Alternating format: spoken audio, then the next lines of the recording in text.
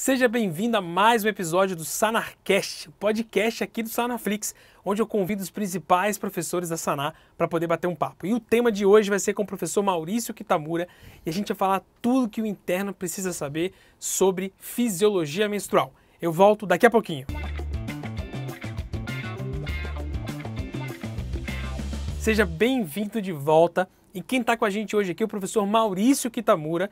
Ele fez medicina aqui na USP em São Paulo, fez residência na UHC também na USP, fez endoscopia ginecológica lá como especialização e foi preceptor dos internos. Além disso, ele dá aula de ginecologia no Sanaflix.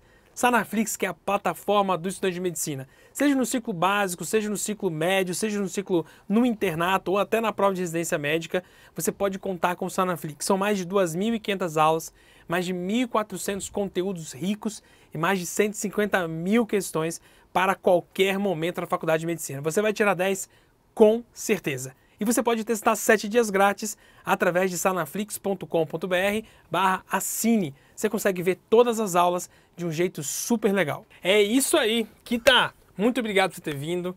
E o que todo interno precisa saber sobre fisiologia relacionada às doenças ginecológicas? Acho que nada, né? Complexo, né? Complexo isso, né? Você já saber fisiologia já é um grande... Exato. Uma grande conquista. Você sabe fisiologia? Eu não sei fisiologia até hoje, entendeu? Eu adorava o Guyton, que era o livro de fisiologia. Lembra disso? Guyton. Vocês usavam também o Guyton? Eu tinha um que era o Aires. Margarida. Margarida. É. Margarida. E o Guyton. É. O Guyton era grandão. Grandão. Era bonito ver quando saía a edição nova do Guyton. Quando a gente entra na faculdade, fisiologia é algo que... Encanta. Assim, antes de você começar, encanta, né? Depois, especialmente cardio, fisiologia de cardio. Eu lembro da...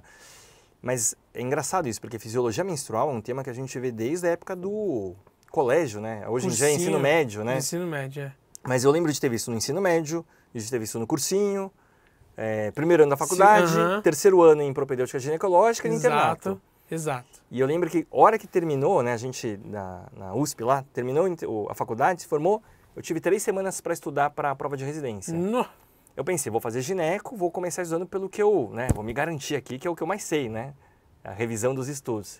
Primeiro tema, fisiologia menstrual. O que eu sabia? Nada. Isso é desesperador, né? Imagina assim, porque era o que eu estava confiante. Como é que eu não sabia responder as questões de fisiologia menstrual?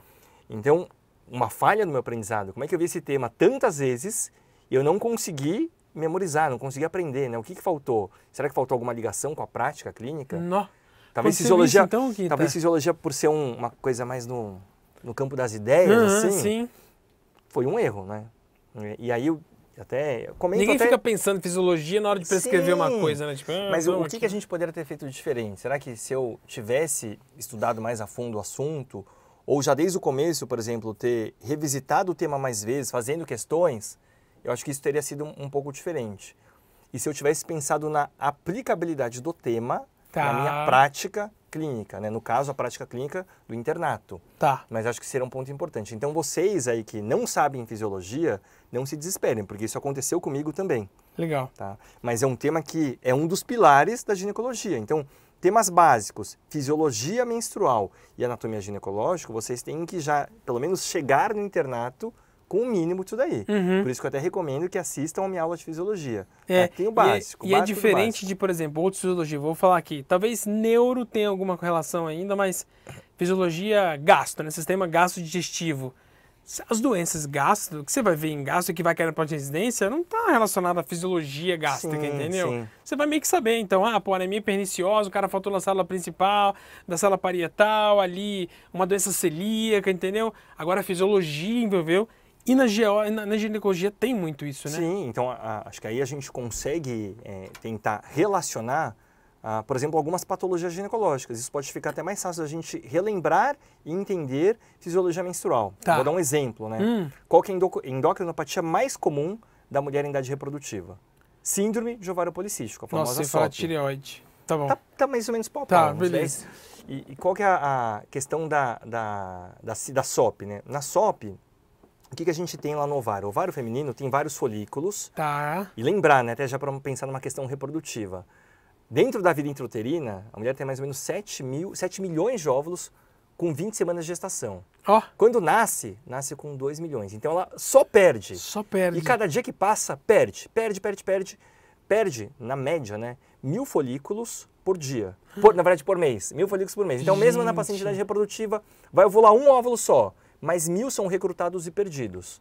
Tá? Gente. E qual que é a função desses folículos? Eles produzem os hormônios femininos, mas antes, né, a gente sabe que eles produzem também hormônios mais masculinos, né, os androgênios. E o próprio ovário faz essa transformação em hormônios femininos. Tá. Né? Lembra aquela famosa teoria das duas células, duas gonadotrofinas? Duas células, duas gonadotrofinas. Então, tem a produção exato, de androgênio. O que era. A produção de androgênio, a partir do colesterol, produz androgênio lá no folículo ovariano. E através da aromatase. Assim, qual enzima, foi a aromatase? Não, aromatase. Aromatase. É assim que eu falo redutase. Não. Ah, tá. Aromatase, Aromatase. faz a aromatização e transforma os androgênios em estrogênios. Tá. Então, isso acontece no ovário de toda mulher. O que acontece numa paciente com ovário policístico? Ela tem dificuldade em fazer essa transformação. Então, do androgênio para o estrogênio. E tem uma relação de mudança também de gonadotrofinas. Então, o LH, que é o responsável por esse aumento de androgênio, na paciente com SOP ele está um pouquinho mais alto. Ah, tá, entendi. Então, estimula mais androgênio e o ambiente ovariano dessa mulher, ele fica mais androgênico. Tá. E essa paciente não consegue ovular todo mês. Então, ficam vários folículos que não crescem, e por isso que fica o aspecto micropolicístico. Tá. Não tem ovulação, então ela tem ciclo anovulatório. O que é ciclo anovulatório clinicamente? A paciente não tem menstruação regular. Ah, quando vem a sua menstruação? A cada 45, 60 dias, nunca sei quando vão menstruar. Oh. E esses androgênios, eles caem na circulação. E pode dar o quê? Um quadro de hiperandrogenismo. Ah, tá certo. Clínico ou laboratorial. Posso dosar Tá. androgênio ou clinicamente. Aumento de acne, oleosidade, aumento de pilificação. E tudo isso acontece quando a gente pensa numa paciente com síndrome de ovário policístico. E eu resgatei vários pontos aqui da fisiologia menstrual. Exato. Eu falo assim, como é que a gente vai tratar? Eu posso até resgatar o quê? O tema de contracepção de planejamento. Sim. Deixar uma pílula que tem mais estrogênio, que vai até mexer, por exemplo, no fígado, na produção da SHBG. SHBG é uma globulina carreadora de hormônios sexuais. Que no fígado, né, a estimulação dele para produzir mais é através do estrogênio. Então, se eu der uma pílula com mais estrogênio, eu vou produzir mais SHBG. Esse SHBG vai se ligar à testosterona, diminuindo a porção livre, né, que é a porção mais atuante dela. Que legal. Então, e aí se diminui e você consegue relacionar tudo isso, né? Agora, SOP é uma coisa que é muito claramente hormonal e que a gente precisa lidar com isso, né? Então, acho que até a gente dá clomifeno para poder inibir o estrogênio no hipotálamo, uma coisa assim, não era? O clomifeno ele pode ser um tratamento para uma paciente com SOP que quer engravidar, Exato. Induzindo ovulação. Mas a SOP em si tem muita parte, né, como é uma doença metabólica também, relacionado ao aumento de risco cardiovascular, aumento de diabetes, colesterol, triglicérides, hipertensão. Então, mudanças de estilo de vida, com atividade física, perda de peso, dieta adequada, ajuda a paciente a restituir esses ciclos ovulatórios. Legal, legal. Então, quando a gente pensa em SOP, fica muito claro que a gente está lidando com uma fisiologia hormonal, entendeu? Então, pelo menos eu, quando raciocínio, falo, cara, tem alteração hormonal que subiu, que desceu, que não sei o quê. Agora, outras patologias, vou sair de ginecologia, a gente não lida com tanto isso, como eu falei, de gastro, por exemplo, você não faz essa correlação toda. Você não pensa em, tem um carcinoma de endométrio, é porque o Carras mudou. Não, você fala assim, tem um carcinoma de endométrio, ponto final. Tem alguma outra patologia de mas GO? carcinoma de endométrio tem fisiologia menstrual. Tem fisiologia menstrual. Vou pontuar. Vai. Qual que é um fator de risco para o câncer de endométrio? Que é um câncer até, ele não é mais comum na ginecologia, mas o que a gente vai ver nos próximos anos é um aumento da incidência. Ah, é? Por quê? Porque tem muita questão de hábitos. Fatores de risco para câncer de endométrio. Um deles é a obesidade. E temos também nuligestas, pacientes que nunca engravidaram. E um outro fator de risco é paciente que tem ciclo anovulatório. Por quê? Quando a paciente não ovula, o que ela não faz? Não faz progesterona. E qual que é o problema de não fazer progesterona? O endométrio dela vai ser só estimulado pelo estrogênio. Então fica o estrogênio, o que o estrogênio faz no endométrio? Multiplica. Prolifera, então fica aquele endométrio proliferando. Exato. A progesterona ela faz a oposição, então ela acaba o quê? Descamando. Ajuda, na verdade, a não proliferar. Então ela tem essa ação antiproliferativa. Uma paciente com SOP que não ovula, não faz progesterona, o endométrio dela é só estimulado pelo estrogênio. No longo prazo, aumenta o risco de hiperplasia e câncer de endométrio. Entendi. Então aqui a gente tem fisiologia no câncer de endométrio também. Também. Agora, uma coisa que eu acho interessante é que a fisiologia, se a gente não aplica na prática, ela parece muito complexa, né? Sim. E eu, pelo menos, lembro do meu internato, eu vendo isso e tentando aprender a teoria das duas células, dos dois hormônios, não é isso? Uhum. E, tipo assim, não fazia muito sentido. Por quê? Porque, na verdade, eu estava vendo uma outra coisa que não tinha nada a ver com a minha prática e quando estava estudando isso, não estava relacionado lá. Como é que você vê isso na prática do interno, poder aproveitar a fisiologia que ele aprendeu lá no segundo ano, ali no dia a dia mesmo assim, já que é uma especialidade que é propícia a discutir fisiologia como a ginecologia? Quando você foi preceptor, você utilizava qual estratégia com o interno? Era uma aula que eu não gostava de dar. Então, quem que eu chamava para dar essa aula? Minha esposa. Porque ela sabia de fisiologia. Legal. Então, já vê, né? Desde a época da faculdade era um tema que eu não sabia, já tinha medo e falei, não vou dar essa aula. E, na verdade, talvez eu deveria ter pensado de outro jeito, né? Vou dar essa aula, Vou me expor. né? Sim. E acho que é essa exposição que acaba deixando a gente até mais tranquilo. Uhum. Mas acho que pro interno, é sempre tentar relacionar com essas patologias ginecológicas. Vai ser o jeito mais fácil de relacionar e resgatar essas informações anteriores. Tá. Então sempre, VSOP, vou pensar na fisiologia, endometriose, sangramento uterino normal, alterações do climatério, câncer de endométrio, tudo isso tem uma relação. Até, por exemplo, com fertilidade. Uhum. Mas fertilidade, fisiologia, então às vezes a gente vê, né? Quero saber o período fértil, né? Tem aquela regrinha lá de... Nageli. Essa daí é do DPP. Mas tá, é quase essa daí. Aí, não, tem um aplicativo que faz a conta. Na fisiologia, eu consigo, através de algum hormônio, saber quando que é o período fértil da mulher? Você lembra disso ou não? Não lembro. Sei lá. O que desencadeava a ovulação? O LH. Era o pico de LH. O pico de LH. Que desencadeia a ovulação. Perfeito. E tem algum jeito da gente usar esse pico de LH? Não usar no sangue. Pode usar no sangue, mas sangue é meio invasivo, né? Existem testes na farmácia que fazem... Dosa pico de LH. Na verdade, não é que ele vai dosar, né? Mas ele vê esse aumento. Olha, que legal. Então, a gente sabe que a paciente vai estar fértil nesse período. Uhum. Então, na farmácia, vende, por exemplo, junto com os kits de testes de gravidez. E aí vai lá, a orientação a paciente faça durante o ciclo, e aí vai fazendo todo dia. Aí quando vem a carinha feliz, significa que está fértil. E aí vai ter relação nos próximos dias. Olha, que legal. Então, basicamente, a gente está vendo a fisiologia sendo aplicada na prática clínica, né? Entendi. Faz todo sentido. De LH. E não é para poder, então, fazer método Billings, não, né?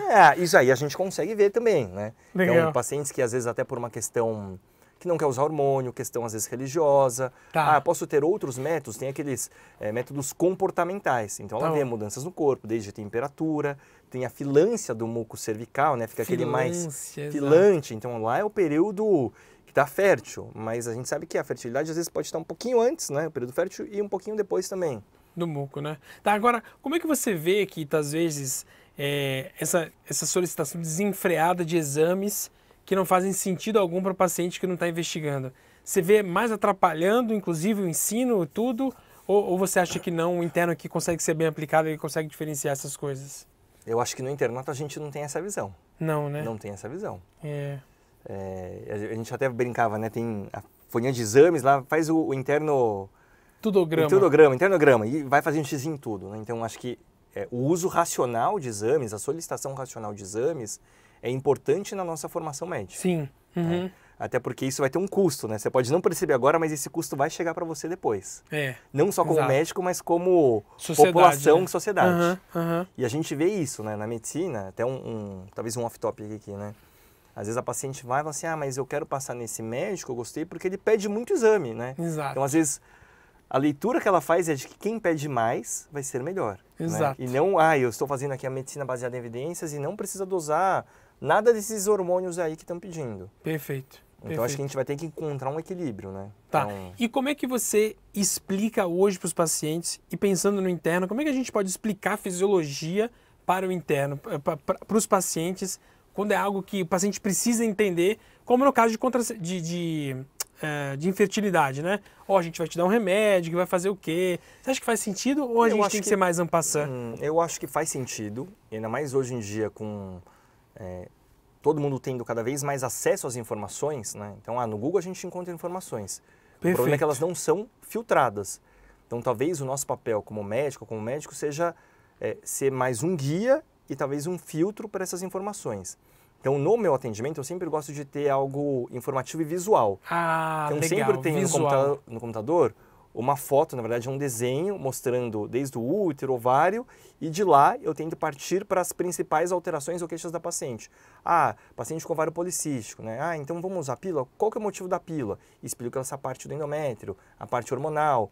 Infertilidade, o que a gente vai fazer? Essa dosagem do LH, parte das trompas, obstrução. Então, acho que ter esse visual, né? Então, imagina que a gente já no podcast, já falando desses hormônios, já fica um pouco confuso.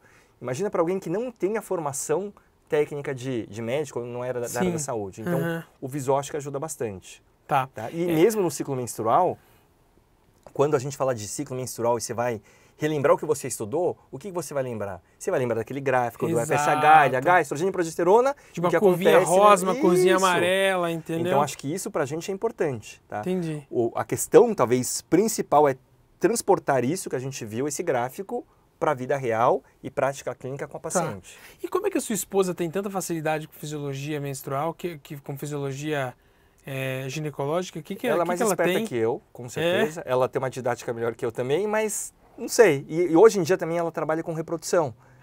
Então, para ela, assim, é mais simples. Os hormônios, gonadotrofina, eu já não sei mais essas coisas, como fazer, nunca aprendi, mas é o dia a dia dela. Entendi. Mas acho que isso... Quando ela aplica muito na prática, ela acaba vendo bastante, mas ela, né? Eu acho que tem essa questão dela sempre, assim, meio fora também, mas... Às vezes, se você me falar alguma coisa, eu vou contar uma história, eu não consigo ter eu não tenho um poder de síntese. Eu falo assim, eu vou resumir a história que o Vini me contou, sou péssimo.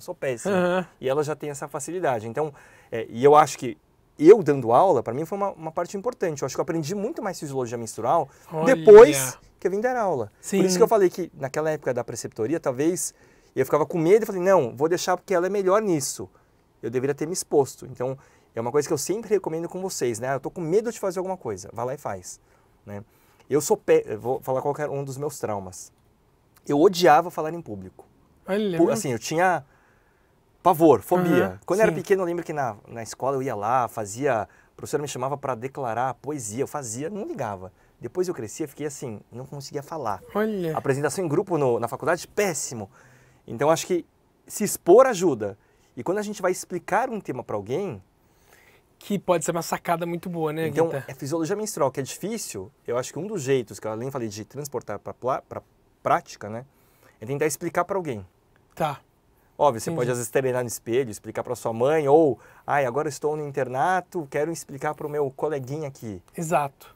Quando a gente vai tentar explicar um tema, acho que o aprendizado acaba se firmando mais, né? Ainda mais fisiologia, que é uma cascata de coisas, né? Uma coisa junta com a outra, então acho que quando você consegue explicar e unir isso tudo, parece que liga tudo e você acaba não esquecendo depois, né? Foi o que a gente até falou no primeiro podcast, né? Da espiral do conhecimento. Exato. Que a gente vai ver o mesmo tema, mas agora de uma outra perspectiva, mas tá tudo ligado na mesma espiral. Na mesma espiral. Então acho que ter essa correlação, essa ligação, ajuda muito no aprendizado. E não tenha medo de se expor, né? Tô com medo de, e fisiologia, não pula a aula de fisiologia. Talvez seja uma das aulas mais importantes aqui do nosso curso. E você fez um material bacana lá, um submaterial escrito? Material escrito, a gente tem fluxograma, caso clínico também, então vai ser perfeito. Então dá para poder aprender de vários jeitos, então. Dá. E aí, acho que, lembra que eu falei também, né?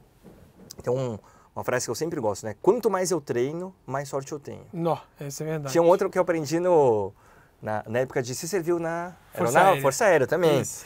E aí tinha o meu... Na época era o capitão, né? Que dava... O cara... Instrução. Nossa!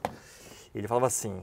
Repetição, com correção, até exaustão, leva à perfeição. Exato. Assim, tô péssimo em fisiologia, não sei nada. É importante que vocês não tenham medo e não pulem a aula e não pulem as questões. Tá? Então vão lá e façam as questões. Acho que é o jeito mais, assim, rápido, né? Talvez... da gente tentar fixar o conhecimento. Exato. A aplicabilidade prática clínica, às vezes vocês vão demorar um pouco mais no internato. Mas acho que fazer questão é rapidinho, né? Então a gente consegue acelerar esse processo de aprendizado. E te ensina muito o que vai ser jogado ali, né? Sim. Facilita. Então isso aí não tem dúvida. Essa frase aí do Capitão Manrique ficou... Fala de novo, então.